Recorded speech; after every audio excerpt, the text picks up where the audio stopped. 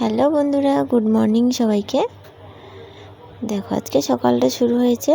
4টের সময় ঘুম থেকে উঠে গেছি, তবে অন্ধকার ছিল যেন বেরোতে পারিনি বিছানা থেকে। এখন বাজে 4:30।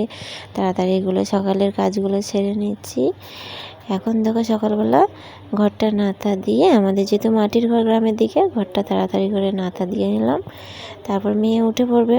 মেয়ে তো 5টা বাজলেই উঠে পড়ে, উনি তো উঠে পড়বে, ওই জন্য তাড়াতাড়ি করে কাজ সেরে নিচ্ছি। এখন যাব পুজো করতে। দেখি বাইরে প্রচণ্ড বৃষ্টি, এবার ভিজে যাব।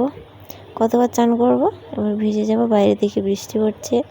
মাথায় একটা প্লাস্টিক নিয়ে নিয়েছি, গায়ে একটা গামছা নিয়ে ঘাটে নেমে পড়লাম।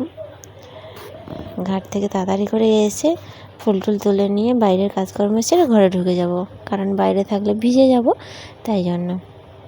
আর কয়েকদিন বৃষ্টি হচ্ছে, তেমন খুব একটা বৃষ্টি হচ্ছে না, হালকার উপরে বৃষ্টি হচ্ছে।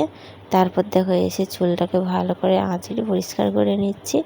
এখন রান্না চাপাতে যেতে হবে, মেয়েকে ঘুম পাড়াতে হবে। আবার ও উঠে গেছে, উঠে ঘুরতে চলে গেছে। এবার মেয়েকে ঘুম পাড়াতে হবে, এসেই ঘুমোবে। গাছে দেখো লেবু একদম ভর্তি। একটা লেবু আমি তুলে নিচ্ছি, খাওয়া হবে দুপুরবেলা, তার জন্য আমি তুলে আগের থেকে রেডি করে রেখে দিচ্ছি, কারণ মেয়েকে নিয়ে কাজ করতে পারা যায় না। আর ম্যাডাম এত দুষ্টু না, মানে আর সে কী বলবো।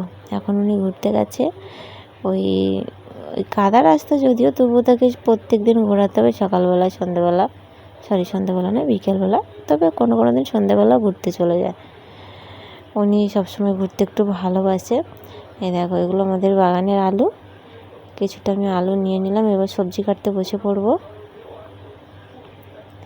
তো সবজি কাটার সময় জ্বালাতন করে যদিও, বুঝিটা খুব একটা জ্বালাতন করে না, ওকে কিছুটা আলু টালু দিয়ে বসিয়ে দিই, খুব একটা জ্বালাতন করে না।